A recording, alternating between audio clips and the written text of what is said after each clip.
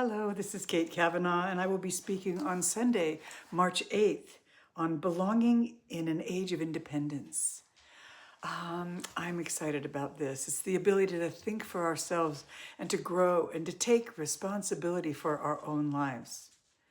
That strength has shaped us. It's also shaped our spiritual journeys. And yet, many of us quietly feel the weight of carrying life alone.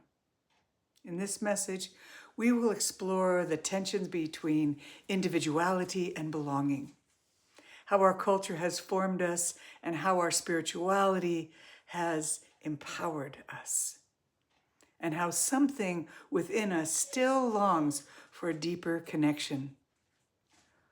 What does it mean to be an individualized expression of the divine? And also a vital part of a living spiritual community. This talk is an invitation to integrate both strengths with sacred independence and to discover that belonging does not diminish who we are. It completes us.